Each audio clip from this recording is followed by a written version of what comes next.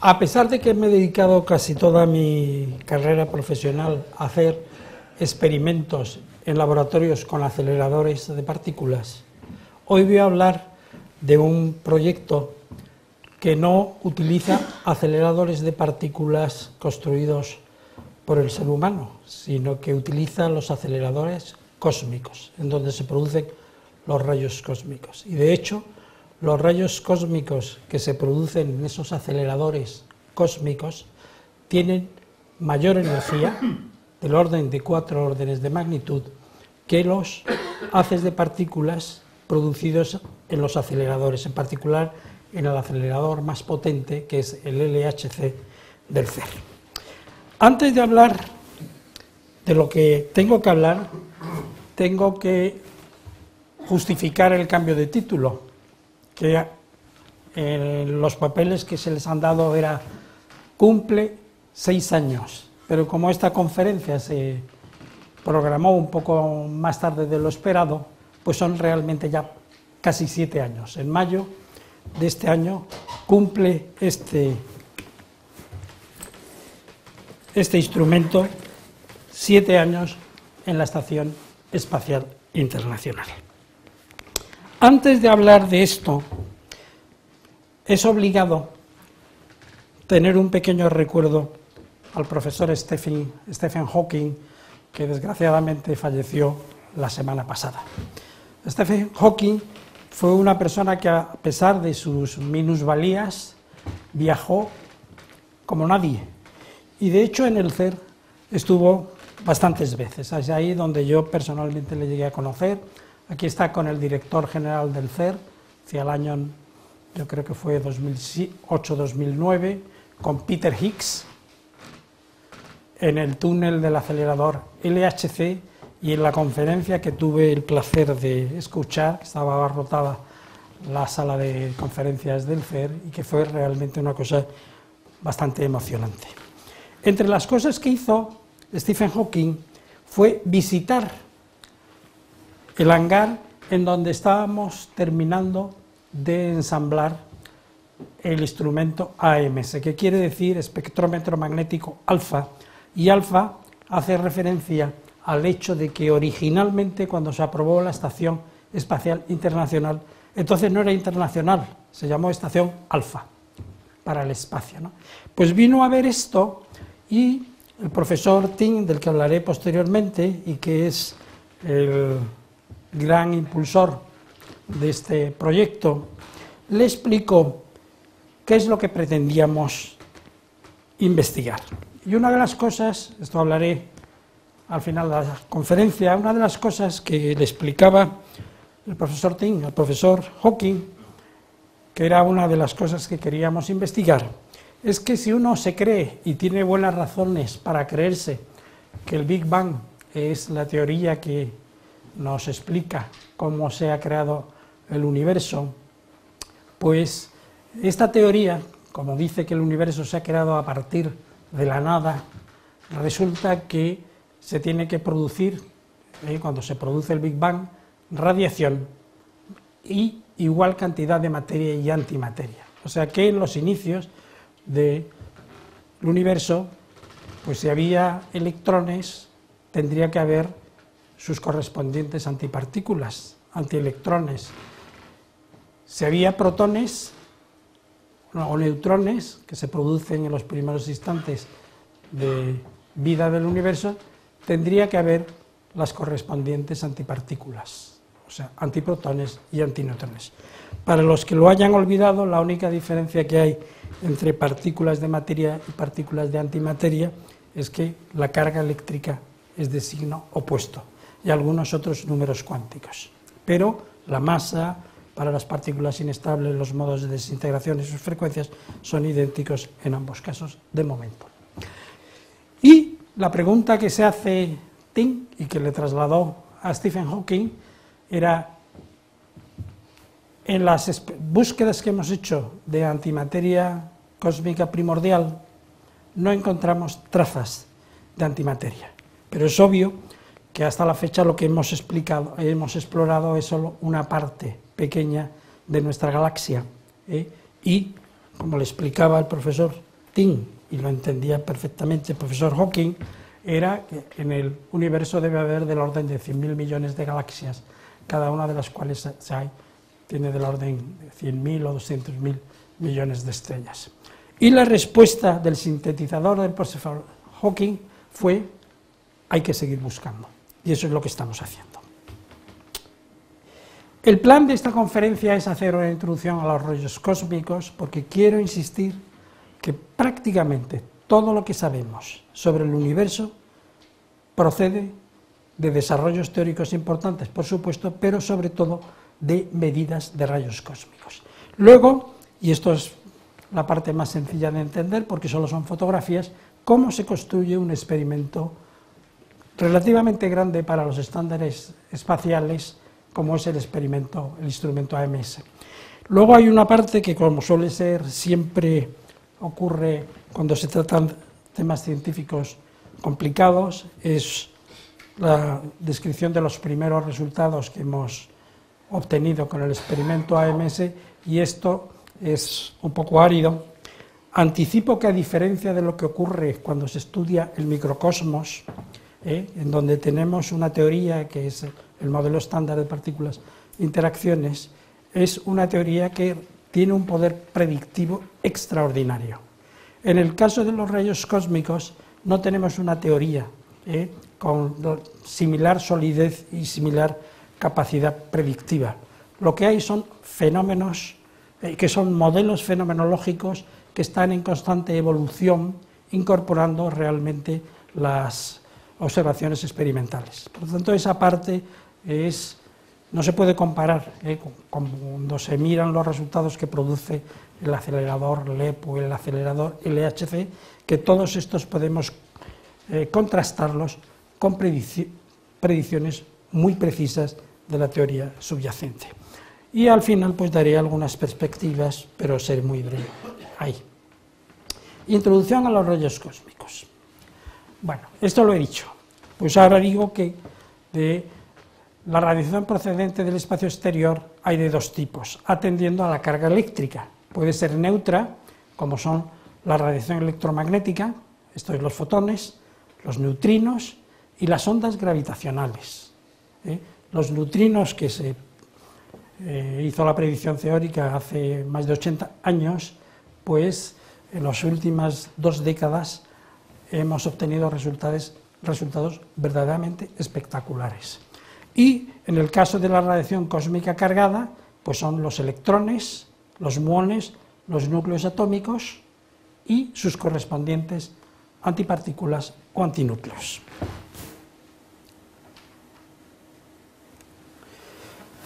En las últimas 3 décadas hay unos programas experimentales extraordinariamente ambiciosos, tanto para estudiar la componente neutra, las componentes neutras, como las componentes eléctricamente cargadas. Y aquí he puesto algunos de los experimentos más notables para el estudio, estos de aquí arriba, de la radiación electromagnética, estos y estos, algunos en plataformas espaciales, otras en telescopios en superficie. Para las partículas cargadas, pues hay experimentos grandes, algunos de los cuales los voy a mencionar, como es el caso de Auger, y los experimentos de neutrinos. Los neutrinos se tienen que estudiar en laboratorios subterráneos. ¿Qué es esto de que la pared se está botando?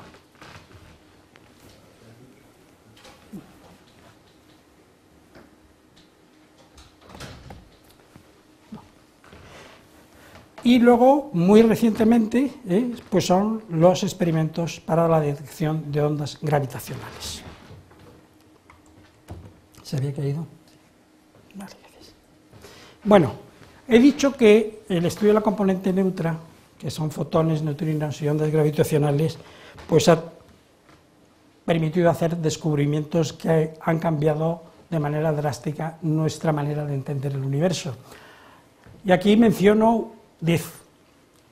Pues la idea de que hay una parte importante del universo que está hecha de una materia que tiene la peculiaridad de no absorber ni emitir radiación electromagnética, esto se remonta al año 1933, las fuentes emisoras de rayos X, esto fue el premio Nobel en 2002 a Riccardo Giacconi, el fondo cósmico de microondas, que se descubrió en el año 1964 por Penzias y Wilson, y que esto mereció el premio Nobel de Física en el año 1978, el descubrimiento de los púlsares por Anthony Hewitt, que obtuvo el premio Nobel de 1974, pero no la verdadera descubridora de los púlsares, que fue Jocelyn Bell, que por circunstancias que hoy nos resultan difícil de digerir, pues se quedó sin el correspondiente galardón.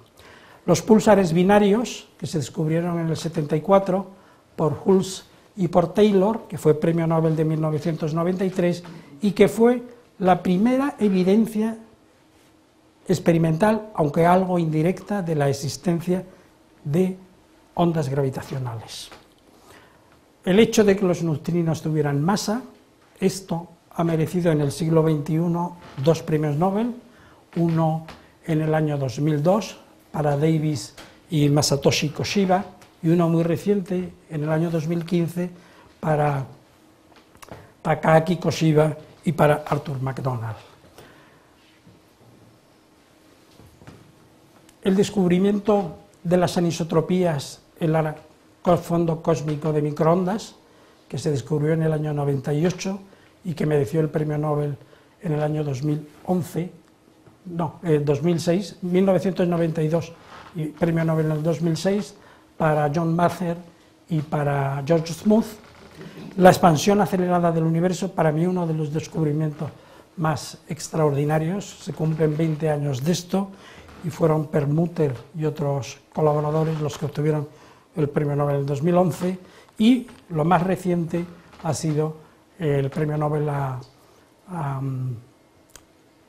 Bernard Rice, Barry Barish y Kip Thorpe por el descubrimiento de la coalescencia de sistemas binarios de agujeros negros, que demuestra la existencia, la prueba directa de las ondas gravitacionales, y más próximo aún las colisiones de estrellas de neutrones en 2017, que es realmente un hecho verdaderamente extraordinario y que nos ayuda a entender cómo se han producido los átomos, los núcleos atómicos pesados por encima del hierro, en cantidades extraordinarias.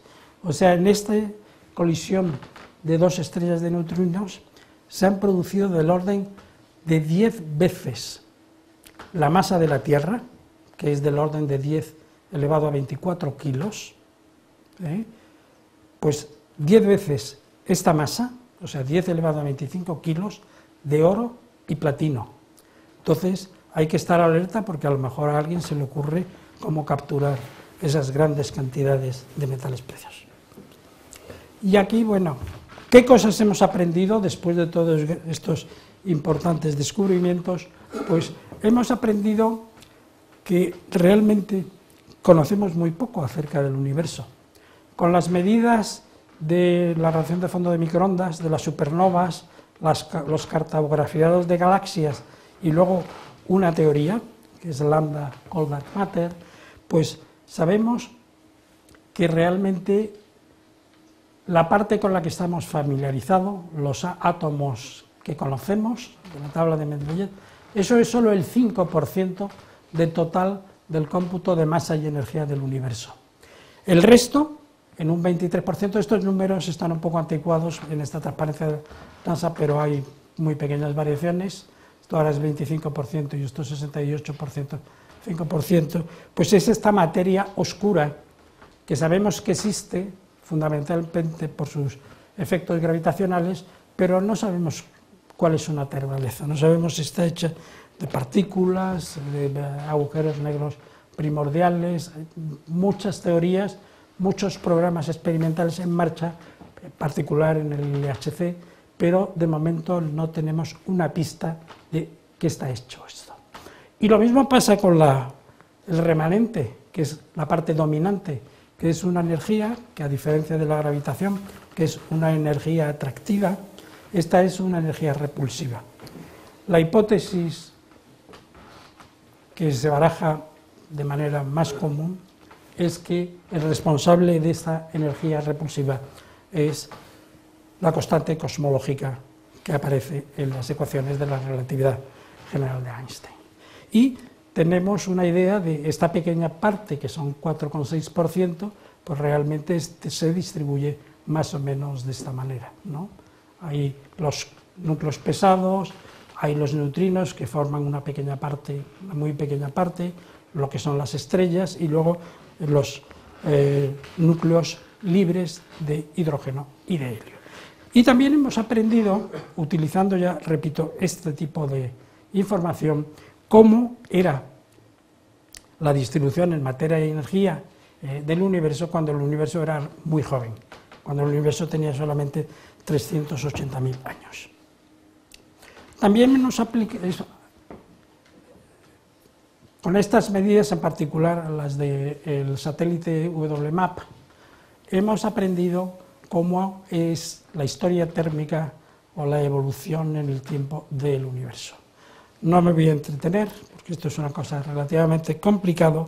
Lo que quiero señalar que en la época inicial, donde se cree que se producen fluctuaciones cuánticas del vacío, que son las semillas que luego, por el progresivo enfriamiento al evolucionar el universo, esos son los orígenes de los objetos celestes que vemos en el universo.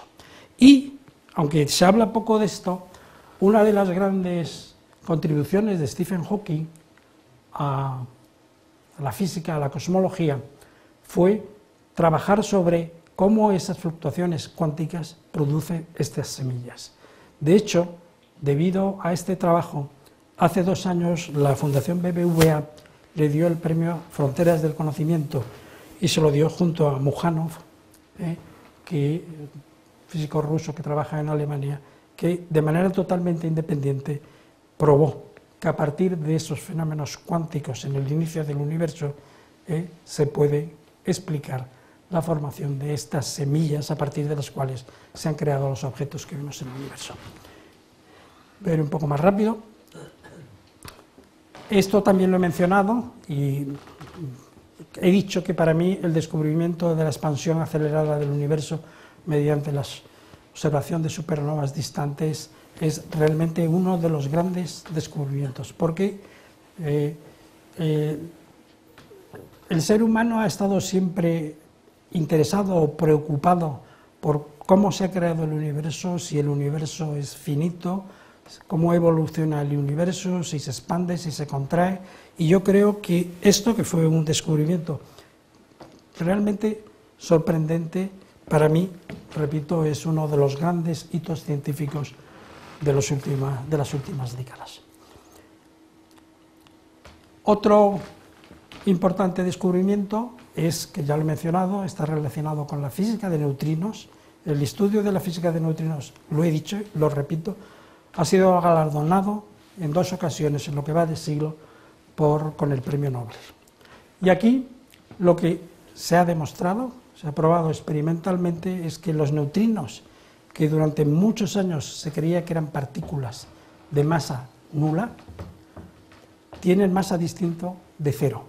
Se sabe que hay 3 neutrinos, que son neutrinos ligeros, que conocemos relativamente bien sus propiedades, pero hasta muy recientemente no hemos podido establecer sin ninguna ambigüedad que en lugar de ser partículas de masa 0 como el fotón, son partículas masivas. Y esto, entre otras cosas, da lugar a un fenómeno cuántico, que los neutrinos, que repito hay de 3 variedades, cuando se mueven son capaces de cambiar su identidad. Este descubrimiento ha permitido resolver un puzzle que duraba del orden de 60 años, y es que cuando se mira el flujo de neutrinos que proceden del Sol, porque en la generación de energía en el interior de las estrellas o en la generación de energía en los reactores se producen grandes cantidades de neutrinos. De hecho, nosotros aquí no nos damos cuenta, pero estamos siendo atravesados por millones de segundos por centímetro cuadrado y por segundo, repito, millones, pero no nos enteramos porque afortunadamente interaccionan muy débilmente. Pues estas medidas permitieron entender por qué el flujo calculado por el modelo estándar del Sol no era el flujo que se medía en el laboratorio, solo se medía una tercera parte. Y esto se debe a esas oscilaciones y a esa transmutación de identidades de los neutrinos. Estos experimentos son tremendamente gigantescos. Por ejemplo, hay dos experimentos que son los que han sido galardonados, este en 2 ocasiones y este en una ocasión, se utilizan para detectar neutrinos del orden de 50.000 toneladas de agua, y hay un proyecto que va a multiplicar este volumen por un factor 10. Y el otro, este está en Japón, este está en Canadá, pues este tiene 1.100 toneladas de agua pesada y a su alrededor hay 8.000 toneladas de agua. Y el último hito que quiero mencionar, también cosas que hemos aprendido con el estudio de la radiación cósmica, en este caso han sido las ondas gravitacionales. Como se ha hablado mucho de esto, no voy a decir nada más que una cosa. El detectar las ondas gravitacionales, que producen una deformación del espacio-tiempo, hace que la longitud de, por ejemplo, un determinado instrumento, como es en este caso un brazo interferométrico, al paso de la onda gravitacional sufre en una dirección un estiramiento y en el otro caso una contracción. Los brazos son de 4 kilómetros, son los brazos que estaban en esta transparencia, estos son de 4 kilómetros. Ahora hay un tercer observatorio que ha entrado en funcionamiento hace poco, que es Virgo, en Italia. Pues el efecto de la onda gravitacional que produce la coalescencia de 2 agujeros negros de masas, cada uno de ellos 30 masas solares, es del orden de 10 elevado a menos 9 nanómetros. Esto es un 0 seguido de 18 ceros y un 1. Eso es más pequeño, por un factor 1000, que la masa del núcleo del átomo de hidrógeno, el protón. Se han recogido ya del orden de 6 ejemplos de ondas gravitacionales, y esta última es una onda gravitacional, pero en lugar de producida por la coalescencia de sistemas binarios de agujeros negros, está producida por coalescencia de estrellas de neutrones. En el caso de la componente cargada, también ha habido bastantes descubrimientos que no voy a mencionar, a pesar de que realmente esto es lo que ha inspirado el experimento que comentaré a continuación. Estos fueron descubiertos por Victor Hess, un físico austriaco, con un experimento bastante aventurero, montándose en un globo sonda y midiendo cómo el aire se ionizaba. Y contrariamente a lo que se creía, la ionización del aire aumentaba con la altitud. Y eso dedujo que era debido a que había agentes externos que creaban ese fenómeno de ionización. Un problema para el estudio de la radiación cósmica es la atmósfera. La atmósfera, que tiene aproximadamente 100 kilómetros de espesor, 100 kilómetros de espesor de atmósfera equivale a 3 metros de aluminio. Entonces, cuando se estudian los rayos cósmicos, se produce, y esto quien lo descubrió fue un físico francés, Pierre Auger, en el año 39, se produce una cascada de partículas secundarias.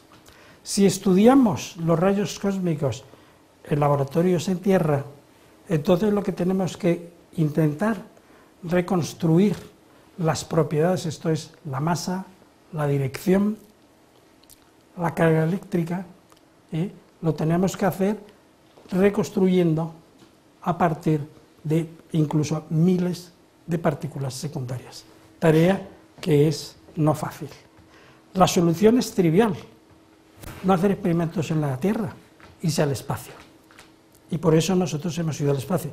Lo que pasa es que eso tiene algunas desventajas. La desventaja principal, esta es una medida del flujo de rayos cósmicos en función de su energía. Hay el flujo del orden de 32 órdenes de magnitud entre este punto y este punto. O sea que los flujos cambian muchísimo en función de la energía. Y hemos llegado en determinados experimentos a medir rayos cósmicos que tienen energías macroscópicas, del orden de una quincena de julios. Esta es la energía cinética, esto se dice siempre, es la energía cinética de una bola de tenis en el primer servicio de Roger Federer.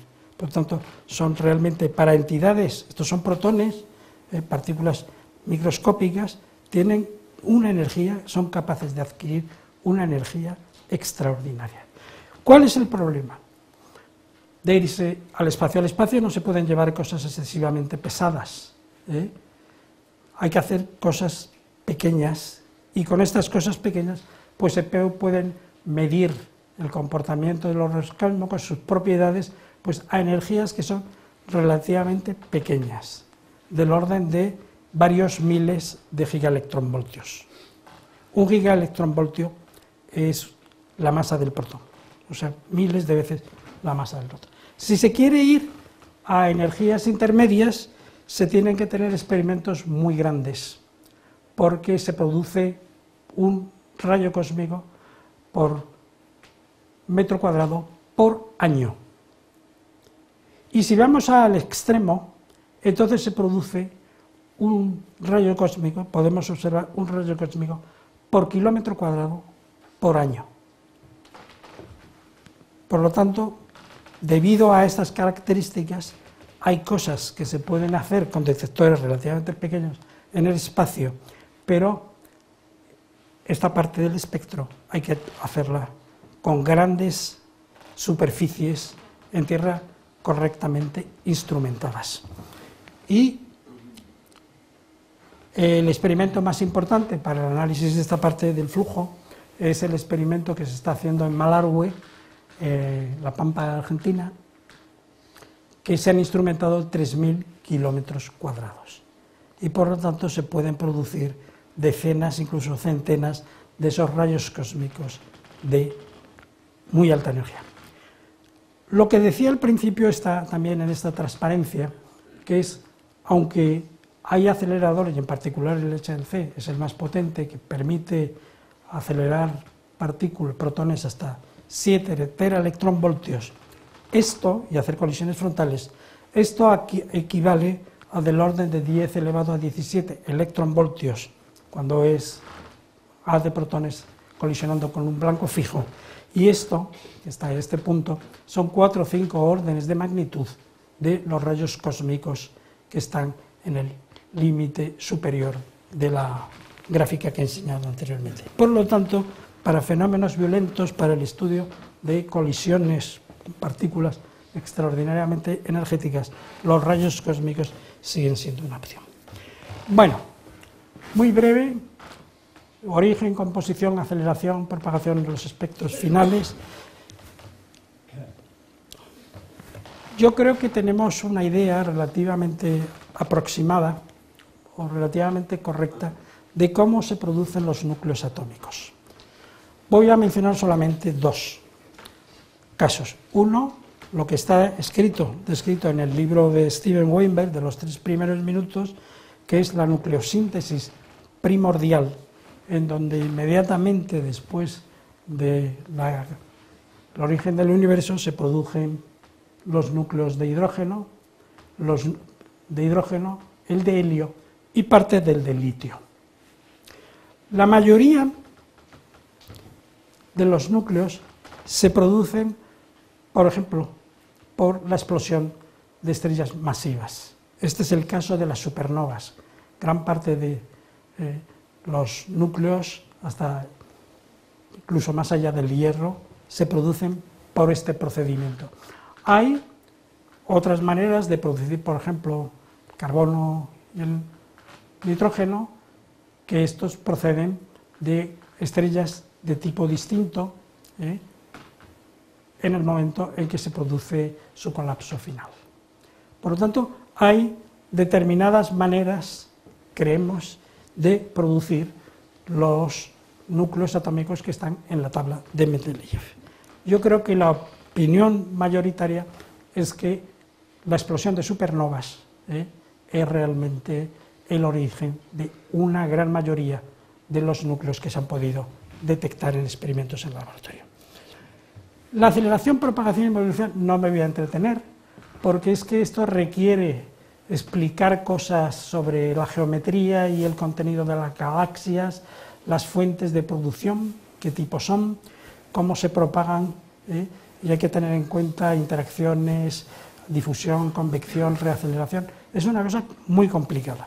Esto está modelizado, pero estos modelos, en cuanto se hacen medidas con una cierta precisión, reflejan bastantes fragilidades.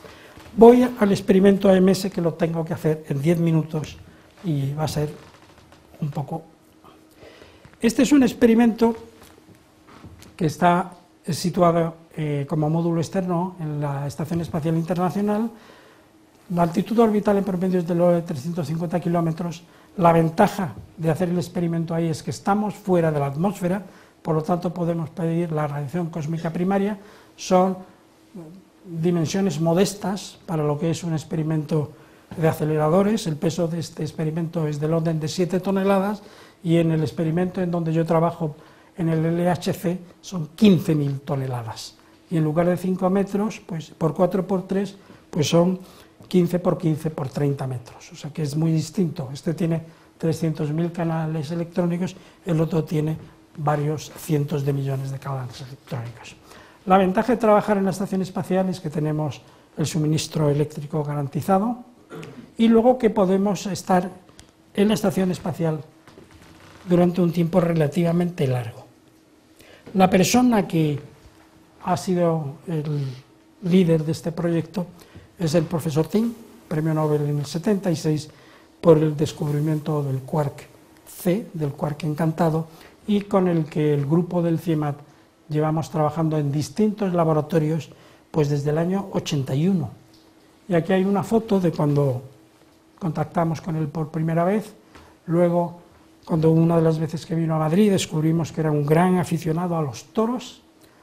Fuimos con él a Tenerife y de hecho dentro de unos días vuelve Ting a Tenerife para una reunión, y en Alicante cuando vino a uno de los mítines anuales que nosotros organizamos. Esta es la estación espacial, que pesa del orden de 415 toneladas y tiene el tamaño de un campo de fútbol.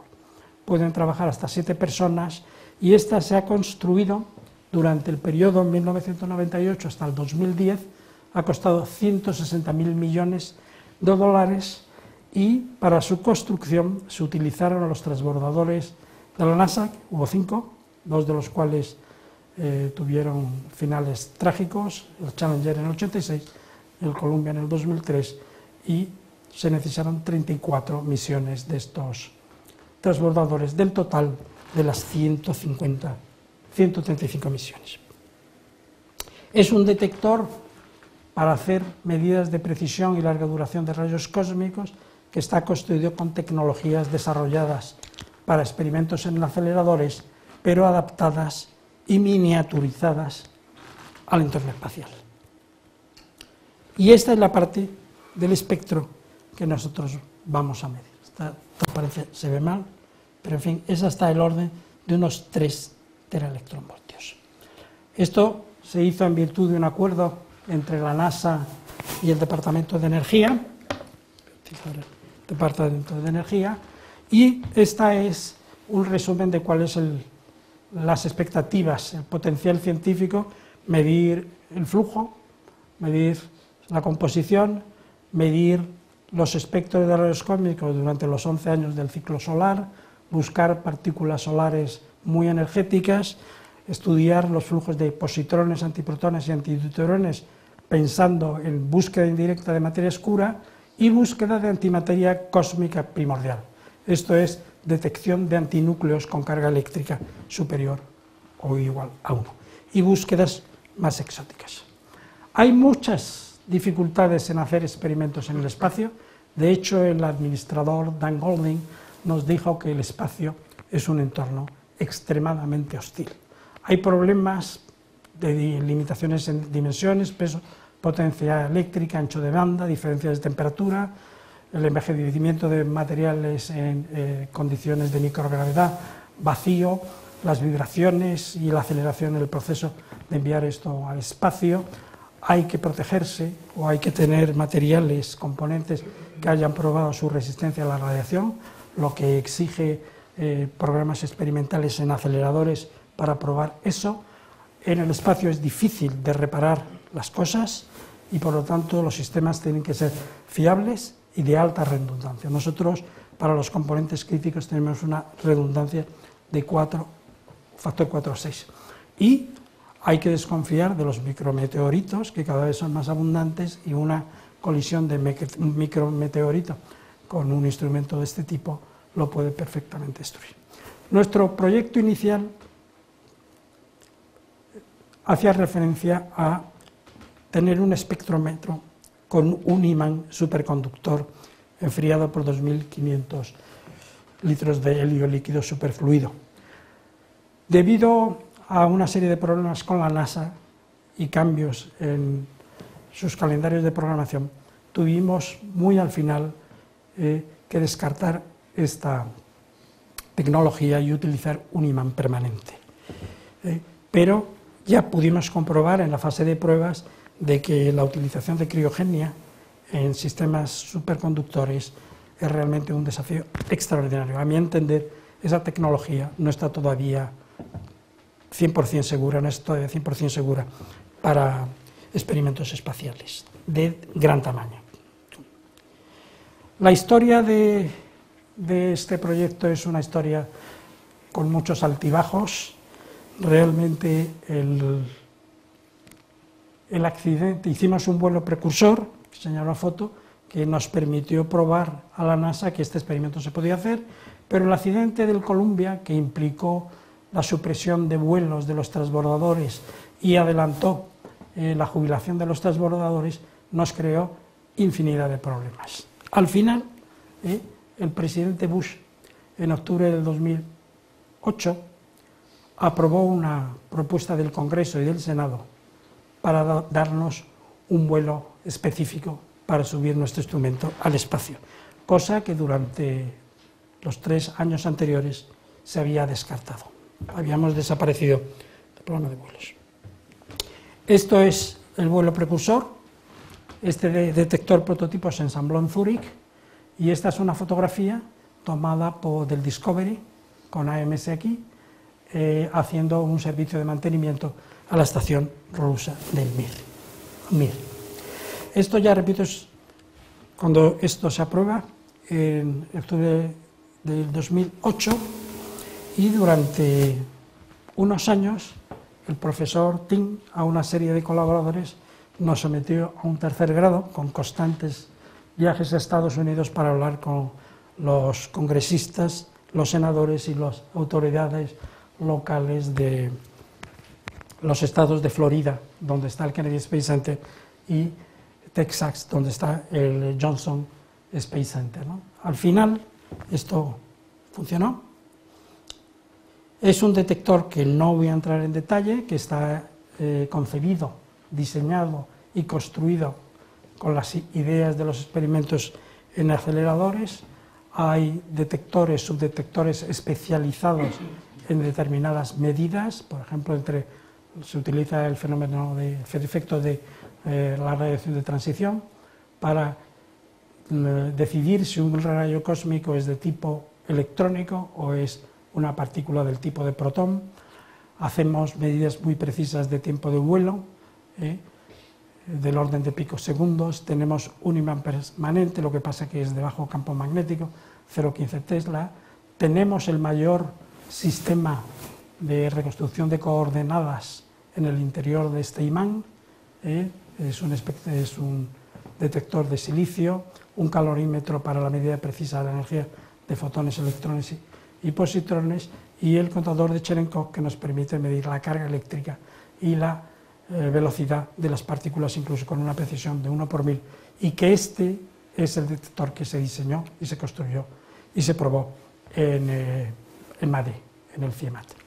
Nosotros trabajamos en esto y también en el imán superconductor. Y esta es la versión final. La colaboración es bastante grande, pero es casi 10 veces más pequeña que la actual en los experimentos grandes CMS y Atlas del LHC. Tuvimos, yo creo, bastante apoyo institucional durante la construcción, visitas de secretarios de Estado, incluso de ministros, e incluso la ministra de Ciencia e Innovación, en abril del 2011, cuando esto iba a ponerse en el espacio, pues vino al Kennedy Space Center a ver esto.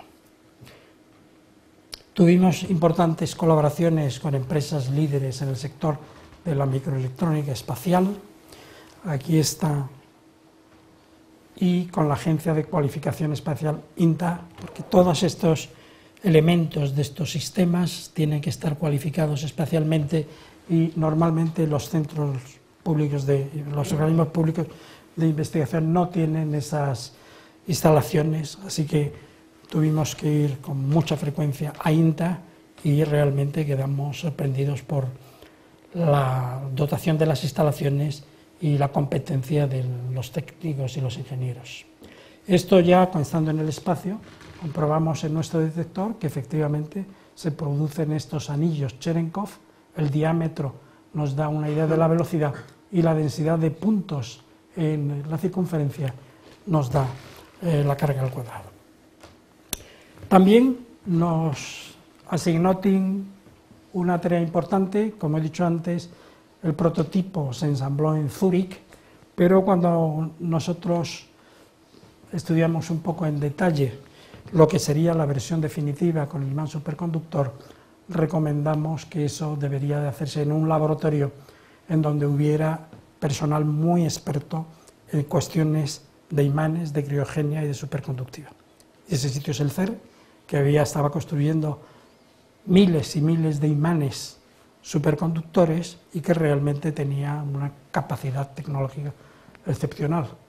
Y después de bastantes batallas, porque el CERN en aquella época no tenía espacio para albergarnos, conseguí que, siendo director Luciano Maiani, firmar un acuerdo por el cual el CERN se comprometía a cedernos espacio para la construcción de una sala limpia de unos 700 metros cuadrados y un centro que fuera el centro de control de las operaciones, el que manda directamente los comandos a la Estación Espacial Internacional. Esto se ha construido, aquí está cómo quedó cuando se terminó y con el instrumento totalmente ensamblado, y aquí está en la actualidad, es la visión que tiene este centro, que es de los más visitados del CERN y su interior. Y aquí estoy yo intentando de convencer, antes de que nos permitiesen, de hecho esto lo pagó el CERN, estos 3 millones de euros, al director general Rolf Dieter Hoyer, de que esto era una inversión provechosa para el CERN. La integración, tuvimos que utilizar los aceleradores del CERN para calibrar, nos fuimos a STEC en Holanda para hacer los test interferométricos y en la cámara de vacío, en donde se reproducen las condiciones de vacío y de temperatura que experimenta un instrumento a bordo de la Estación Espacial Internacional. Una vez terminado todo esto, volvimos al CERN, cambiamos el imán superconductor por el imán permanente, nos llevó 4 meses, terminado aquello, lo llevamos al aeropuerto, fuimos al Kennedy Space Center, en el Kennedy Space Center nos recibieron los técnicos e ingenieros del NASA con gran entusiasmo, Welcome to KSC, y ahí empezamos una serie de instalaciones que nos tuvieron ocupados desde agosto del 2010 hasta marzo del 2011. No doy detalles, esto es el traslado ya a la rampa de lanzamiento de AMS en ese contenedor, entre tanto se preparan el transbordador, que nos tocó el Endeavour, es el momento en donde se hace la colocación de los tanques externos y los boosters con combustible sólido. Este es AMS, está en este contenedor, el Endeavour con sus cohetes está listo y estas son una de las fases finales en donde ya se ha instalado AMS en el interior del transbordador y se están cerrando las puertas. Este es TIN con el ingeniero Carlos Díaz de mi grupo, que tuvo una visibilidad extraordinaria, y el director general del CERN, Contín. ¿Qué pasó? Pues que el día antes llegan los astronautas, se organiza una gran cena, y el día que esto va a salir, pues como suele pasar cuando hay más de 2 o 3 grandes personalidades, en este caso estaba Obama y estaba la ministra Cristina Garmendia, pues 3/4 de hora antes se detecta un fallo eléctrico en el transbordador y aquello se para. Entonces estuvimos allí, el ingeniero y yo estuvimos durante casi 15 días, tenemos un magnífico apartamento en Cocoa Beach y fuimos de vez en cuando a ver si se arreglaba o no se arreglaba. A los astronautas, cuando están preparándose para la misión, a ellos solo se pueden acercar sus familias, teníamos que comunicar con los teléfonos portátiles, pero en fin, al final, el día 16 de mayo, volvieron a llegar los astronautas, aquí estoy con Tim en el observatorio, y finalmente esto arranca el 16 de mayo. Se necesitan 2010 toneladas para subir una cosa de 7,5 toneladas. Estos son fotos de estos primeros instantes, ya aproximándose el Endeavour a la Estación Espacial Internacional, foto tomada por la estación, y luego con los brazos robóticos de la estación y del transbordador se produce el cambio y queda ya todo listo. Parte de nosotros se van al Johnson Space Center, donde llega 3 días después, y el 19 de noviembre las primeras instrucciones que se dan desde Tierra al experimento, pues las dirige Javier Verdugo, que ha sido la persona del CIEMAT que más ha trabajado en este proyecto. Luego se inaugura poco tiempo después el centro de control en el CERN, y un año más tarde llegan los astronautas a una fiesta que se celebró y en las que les enseñamos los resultados, que eran muy preliminares entonces. ¿Cuáles son los resultados? Bueno, esta es una foto de la sala, aquí no se ve, no sé la calidad de este proyector, cómo es, pero esta pantalla, la pongo aquí otra vez, y esta foto está tomada el día 4 de marzo de este año. Habíamos en ese momento alcanzado 115.000 millones de rayos cósmicos, de los cuales el 60% están analizados, y es lo que voy a enseñar ahora de manera muy breve. Y va a ser breve y hasta cierto punto preliminar, porque la semana del 9 de abril va a haber una reunión de la colaboración en La Palma, en el Instituto de Astrofísica de las Islas Canarias, en donde se va a presentar el estado de nuestras medidas, y a las que hemos invitado distintas personalidades, algunos son bien conocidos, físicos teóricos, como Álvaro de Rújula, porque queremos realmente que las personas que han trabajado en fenomenología de rayos cósmicos nos aclare determinadas cosas y nos pongan al día de cómo están evolucionando estos modelos de propagación. Los temas son muy variopintos, desde los espectros de antielectrones, la fracción de antielectrones sobre el total de electrones, el espectro de antiprotones, el espectro de electrones, muchas cosas. Y esto lo voy a intentar resumir en los próximos 5 o 10 minutos. Hemos medido con gran precisión el espectro de electrones y el espectro de antielectrones, del orden de 17 millones de electrones.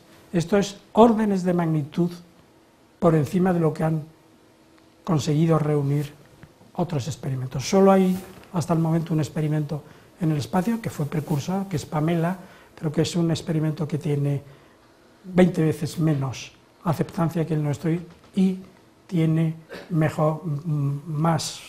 mucha peor cobertura en energía.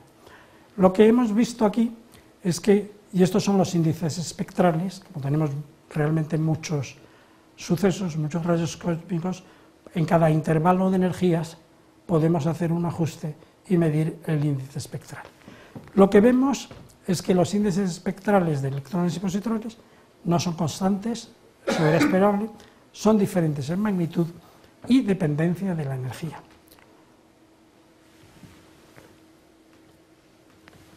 Lo segundo es que el espectro de positrones, que tiene mucha importancia y luego se verá, o la fracción de positrones sobre electrones, que la hemos medido con bastante precisión, hasta cerca de 800 gigaelectronvoltios, no se pueden explicar con los modelos existentes en donde estos positrones se producen como consecuencia de rayos cósmicos con materia interestelar. Los datos, flujo y fracción de positrones no pueden explicarse con los modelos tradicionales de colisiones de rayos cósmicos con materia interestelar. Para compararlos con otros experimentos que al no tener el campo magnético no pueden distinguir entre electrones, carga negativa, y positrones con carga positiva, hacemos una medida combinada. Y, desgraciadamente, otra vez, los datos, la proyección no es lo suficientemente buena, pero realmente estas son nuestras medidas y estas son las medidas de nuestros pretendidos competidores. O sea, ha sido realmente un cambio cualitativo en la precisión de las medidas de estos rayos cósmicos. Hay experimentos que están en marcha, pero que no los voy a discutir. Protones. Hemos mirado el espectro de protones utilizando de momento 300 millones de sucesos. Creo que pronto tendremos 1000 millones. Lo que hemos visto es que por encima de aproximadamente unos 20 o 30 gigaelectronvoltios, el espectro tiene comportamiento como ley de potencia, pero a partir de 200 no puede reproducirse como ley de potencias. Esta es la predicción teórica de que este espectro sigue esta forma. Por lo tanto, conclusión, no puede explicarse este espectro por una simple ley de potencias, como tradicionalmente se admitía. Tiene que haber una fuente adicional de producción de rayos cósmicos que nos explique esta discrepancia. Hemos medido, yo creo que tenemos del orden de 600.000 ejemplares de antiprotones. Pasa que los antiprotones, que son antipartículas, se pueden producir por colisiones de rayos cósmicos primarios o secundarios con materia interestelar. Y hemos medido la fracción de antiprotones sobre protones. Esta es nuestra medida. Repito, estos son medidas con los datos coleccionados, yo creo, hasta hace aproximadamente 2 años. Y esto, que se ve mal, pero que se refiere, hay una línea aquí que no ha salido, pero que yo la veo perfectamente en la pantalla, aquí, son colisiones de rayos cósmicos ordinarios con la materia interestelar. Por lo tanto, aquí tampoco los modelos curso reproducen los datos experimentales. Y ya anticipo que hay modelos de materia oscura en donde efectivamente se reproduce mucho mejor las medidas realizadas. Más medidas. Hemos buscado materia oscura siguiendo las indicaciones que se hicieron hace casi 25 años. Pero voy a abrir un pequeño paréntesis para indicar que la búsqueda de materia oscura es realmente una prioridad tanto en los experimentos en el espacio como experimentos en aceleradores. No olvidar que el 25% del total de materia y energía del universo es este tipo de materia, de la cual solo conocemos que reacciona gravitacionalmente. Hay 3 maneras de buscarlo.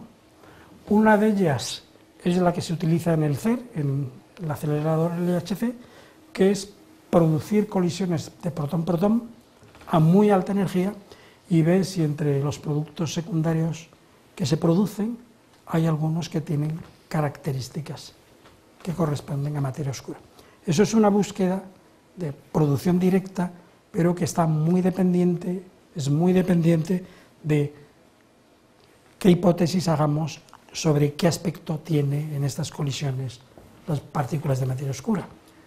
El modelo más en boga es que serían partículas de tipo supersimétricas, que son extensiones de las partículas ordinarias del modelo estándar, y realmente hay muchos estudios teóricos sobre cómo estas partículas supersimétricas se desintegran o cómo actúan en colisiones.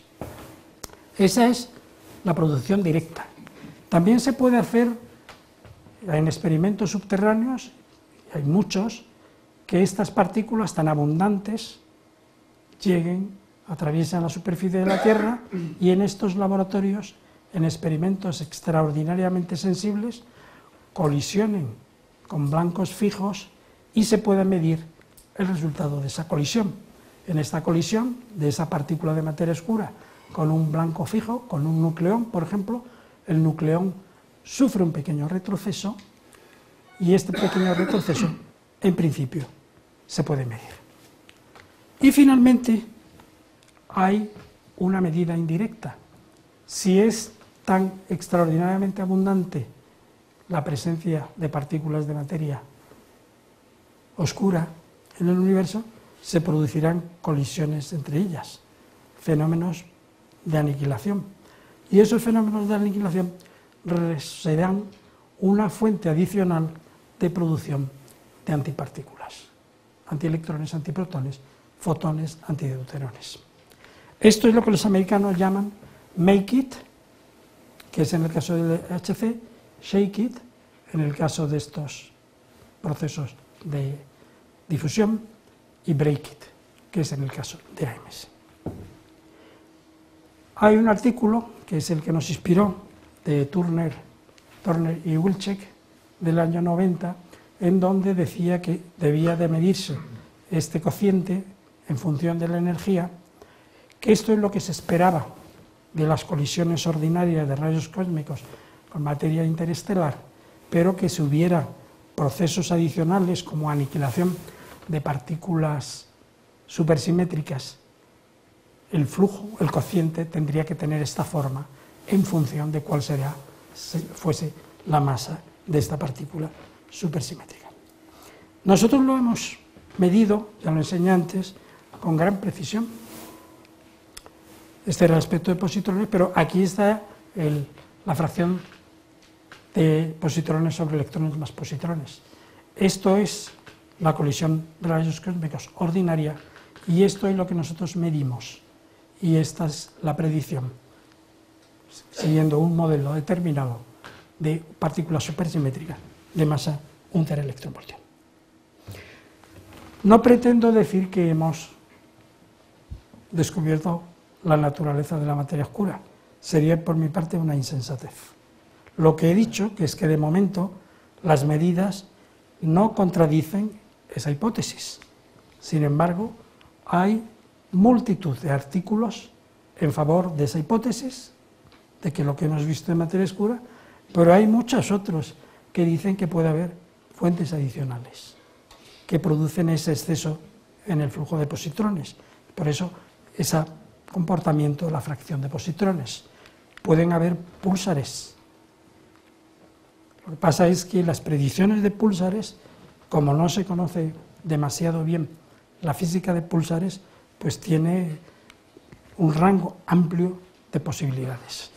Y luego, que es lo que yo más me inclino, es que nuestro conocimiento de cómo se propagan las partículas cósmicas como los electrones o los positrones o los antiprotones es todavía insuficiente. Realmente estos modelos necesitan reproducir los espectros ordinarios de los rayos cósmicos primarios y secundarios, y yo creo que nos falta todavía trabajo en esa dirección. Y de ahí el interés que va a tener esta reunión en La Palma, porque vienen algunos de los grandes especialistas en los mecanismos de propagación intergaláctica de los rayos cósmicos.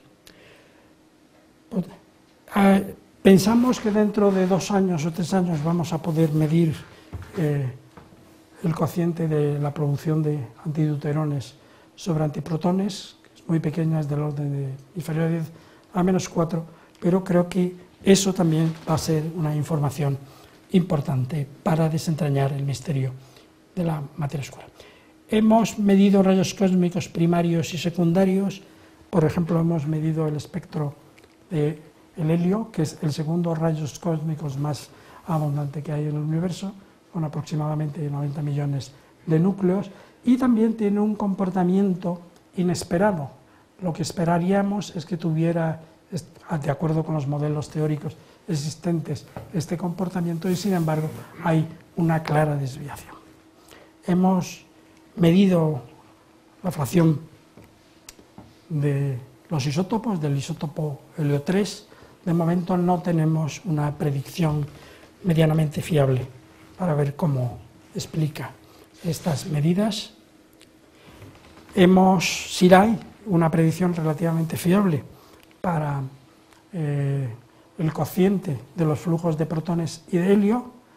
Esta es la predicción teórica y estas son las medidas experimentales. Por lo tanto, también aquí notamos que los modelos actuales tienen poder predictivo que es claramente mejorable. Hemos medido los núcleos, los espectros de carbono, oxígeno y nitrógeno con alta precisión, comparado con lo que miden otros, y también las predicciones teóricas, repito, son inadecuadas.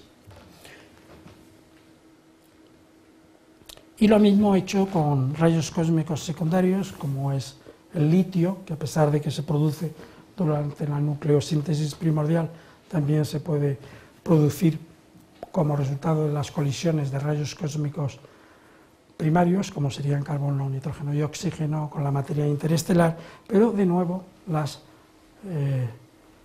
predicciones teóricas son incapaces de reproducir los datos experimentales.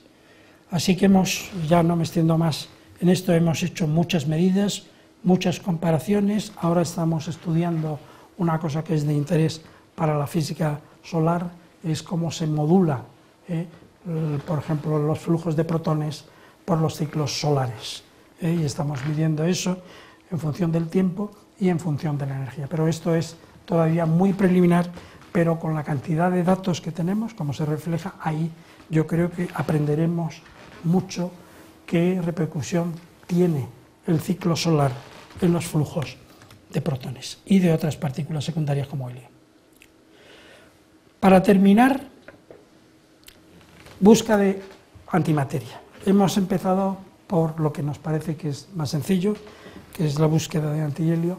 Esto es una cosa que la inició Smoot, el que recibió el Premio Nobel de Física por el descubrimiento de las anisotropías de la radiación cósmica de ondas en 1975.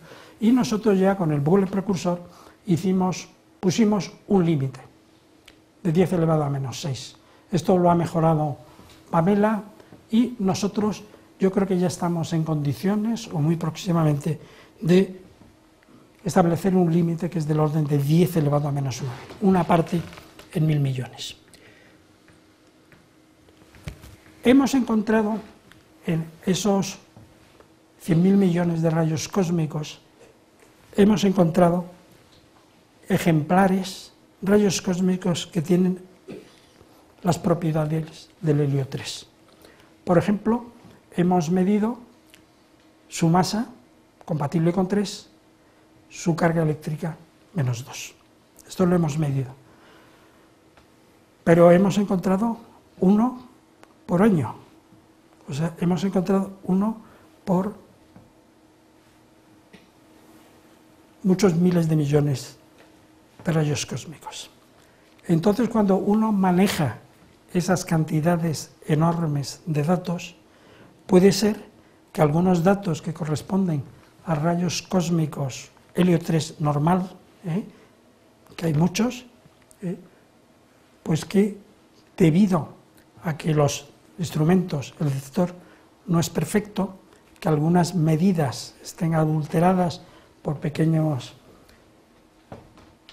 difusiones del rayo cósmico con los elementos del detector, que tiene materia, por lo tanto pueden producirse, y seguimos coleccionando datos. Este es el resumen de esta parte. Hemos encontrado del orden de 1 por año. Por año tenemos 16.000 millones de rayos cósmicos, pero el fondo de helio 3 es alto, el fondo de rayos cósmicos ordinarios es muy alto, y lo que nosotros tenemos que hacer es verificar las prestaciones del detector a un nivel de precisión del orden de una parte en 10 elevado a 8. Estamos ahora en un ejercicio de hacer simulaciones extensas del detector, a ver si llegamos a conocerlo en grandísimo detalle. Creemos que vamos a necesitar ahora simular en el ordenador del orden de 35.000 millones de rayos cósmicos de helio 3, y se necesitarán algunos años más para la verificación del detector y coleccionar más datos para averiguar el origen de estos sucesos. Cómo estos sucesos o son antihelio 3 o cómo el helio 3 sin el anti puede simular estas observaciones. Esta es una transparencia de los rayos cósmicos en función de su número atómico, las muestras que estamos coleccionando. Tenemos ya muestras razonables de hierro, de níquel y de zinc, y el panorama para los próximos años. Esto es lo que hemos analizado: helio, hidrógeno, helio, litio, berilio, boro, carbono, nitrógeno, oxígeno. Hemos empezado con el hierro, con el neón. Estos son los que estamos analizando, y si, como parece, el experimento va a seguir como mínimo hasta el año 24, pues yo creo que también vamos a poder estudiar con buena precisión todos estos núcleos atómicos cósmicos que están en amarillo. La perspectiva, solo una transparencia. Esperamos almacenar del orden de 200.000 millones de rayos cósmicos en el periodo entre el 2011 y 2024. Ya hemos pasado de la cifra de 120.000 millones. Y, como conclusión, yo diría lo siguiente: en los últimos 100 años, las medidas de rayos cósmicos cargados por instrumentos que están a bordo de globos sonda y satélites tienen incertidumbres del orden del 30%. Hemos probado que nosotros podemos hacer medidas de rayos cósmicos en un amplio intervalo de energías con una precisión del orden del 1%.